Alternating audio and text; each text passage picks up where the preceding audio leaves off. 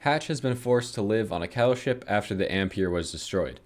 He's interrupted by Captain Welch, who is one of his new eggs. Welch reports they've captured Jade Dragon, but can't get any information out of her. She may have the solution to creating more electric children, but she's also deaf, mute, and autistic. Well, now what? I usually just hurt people until they give me what I want. I don't really know what to do in this situation. Do you have any ideas? Well, actually, yes, I do have an idea. I believe the best solution to this tricky situation is to lock her in a dungeon on the Volta where she has no contact with the outside world and is scared and alone. Make sure to kill her parents too. Thank you for asking, Admiral Hatch. Long live the alien.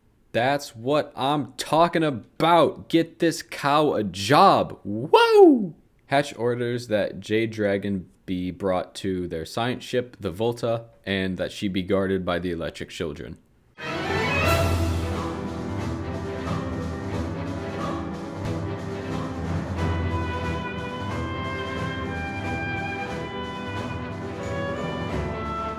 Turn attack! The Electric Clan arrives at Timepiece Ranch, a new base of operations prepared for them by the Voice. Michael reunites with Mrs. Vey and have a happy moment. Afterwards, they're shown to their rooms, of which Zeus gets a special one. It has distilled water so he can actually shower for once. Tanner and Grace also make an appearance. They don't really do anything. This is just to remind you that they exist. In the morning, Michael goes to meet with a man named Simon, the leader of the ranch base. He reveals that Michael's dad was the founder of the revolution.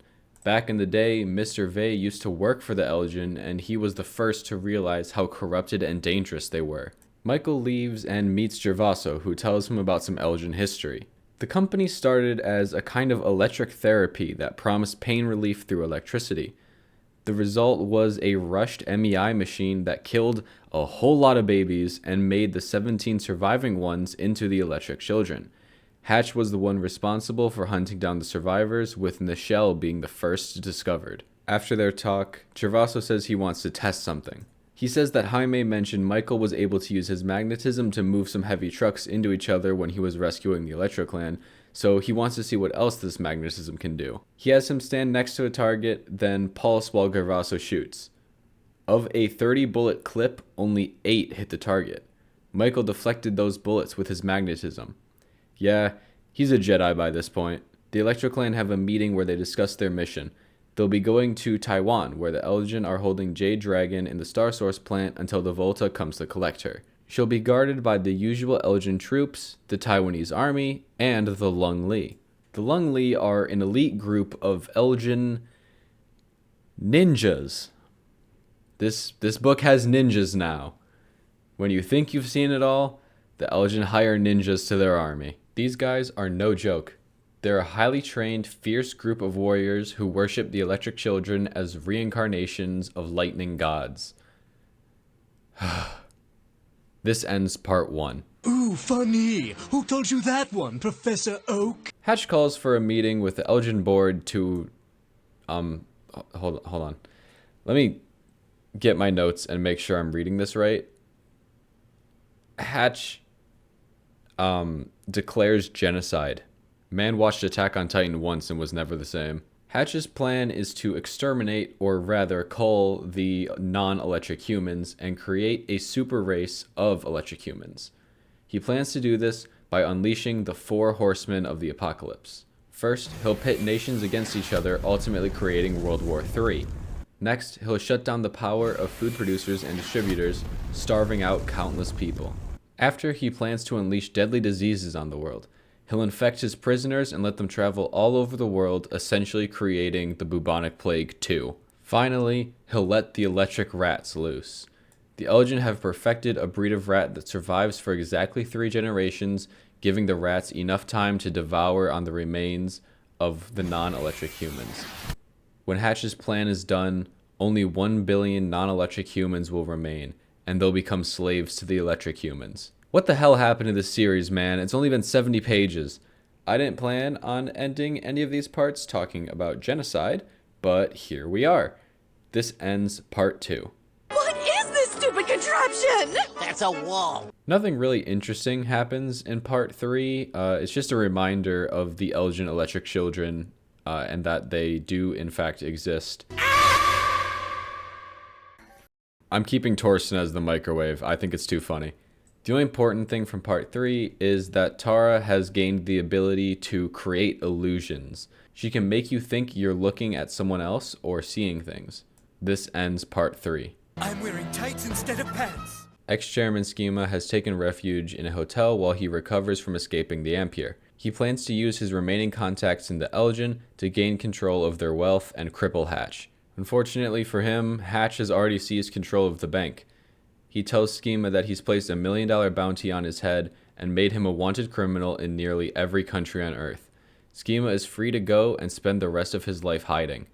This ends part 4. My schoolmates were so envious they beat me nearly every day. Operation Jade Dragon is a go.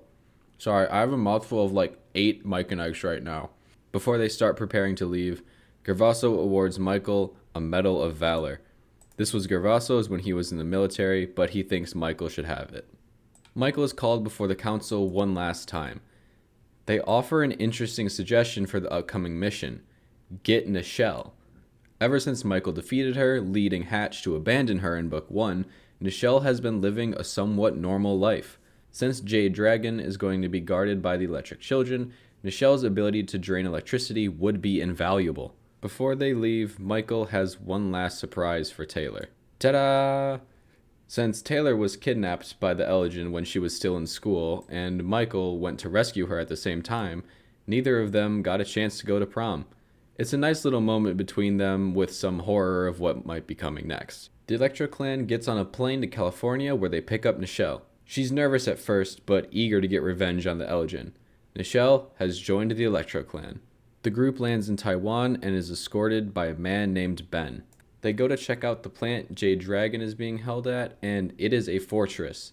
Landmines, machine guns, countless guards, they have it all. Austin suggests that instead of trying to attack this plant, they have Zeus and Tessa attack a different Star Source plant to throw the Elgin off. Zeus and Tessa leave to go attack said plant and fly away with Ben.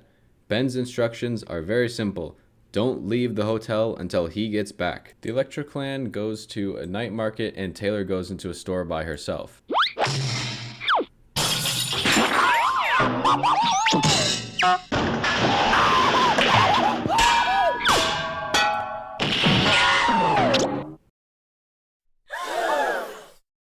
This person who is definitely Taylor returns back to the group and they head back to the hotel, ending part 5. What do I do? Eat it? Hatch is in his room relaxing when he gets a knock at the door. Nichelle is a traitor? What? Who could have seen this coming? She offers everything she knows about the Electro Clan if Hatch lets her back into the Elgin family. This ends part 6. The pit is it. Surprise, it's the Elgin. The Lungli finally make their appearance and take down the Electro Clan in like 5 seconds. This ends part 7. Taylor wakes up in a cell alone with Jade Dragon. A guard tells her that both of them will be fed to the rats unless Taylor gets the scientific formula out of Jade Dragon. She can do this by reading her mind or whatever other means are necessary, but she has 18 hours to do it. Tara comes in and bullies Taylor some more and has some awkwardly written sibling dialogue, but that's the end of part 8. James! Michael is being tortured for some reason. This just happens all the time now. Seriously, these books have so much torture in them.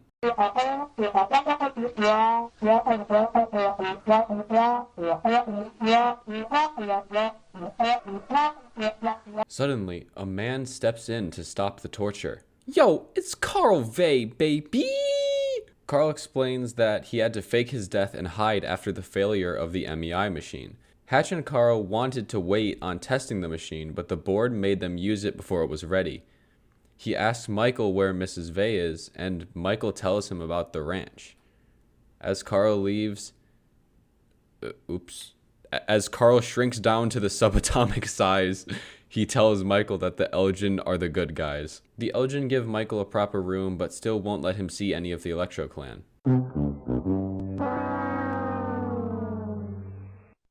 Once they free Ian, he tells them that Taylor is about to be taken to the rats.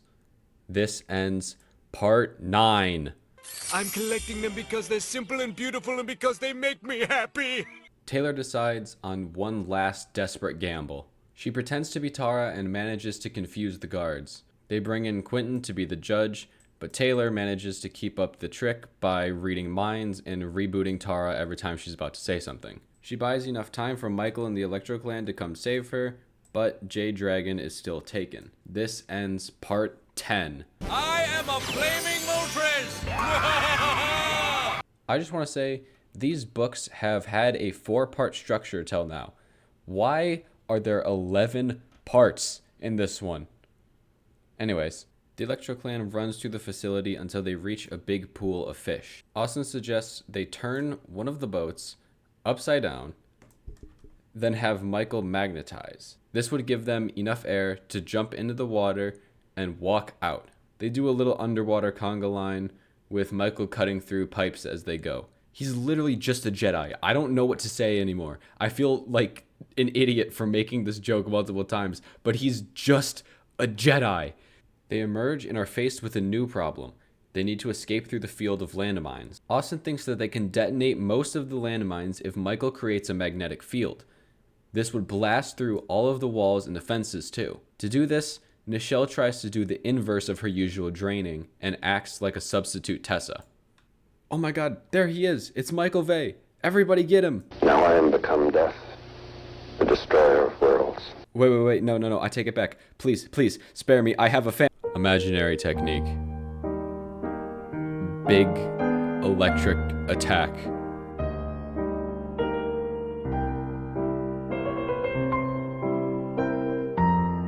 You were right, Dad. I should have been a lawyer.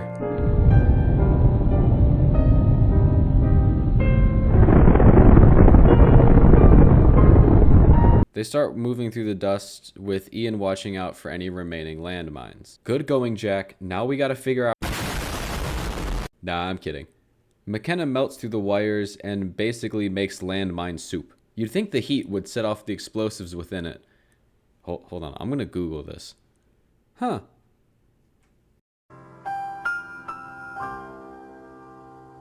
As they move through the destruction, they see some lightning flying in the distance. Zeus, Tessa, and Ben have been distracting the remaining guards. The group escapes to a safe house, but I think you guys forgot about somebody. At the safe house, Michael tells Ian about his dad being alive. Ian is like, nah bro, that was Hatch and Tara. Oh, that's really bad, isn't it? The Electro Clan move to attack the Volta while Jade Dragon is being transferred onto it. Decoy ships head to the Volta, but Austin guesses that the real Jade Dragon is on a small fishing boat far out in the water. Using McKenna's light, they send out a Morse code signal and get the Volta to shoot its own ships down. The rest of the group attacks from behind and rescues Jade Dragon. They go back to the safe house while Ben takes Jade Dragon to the airport.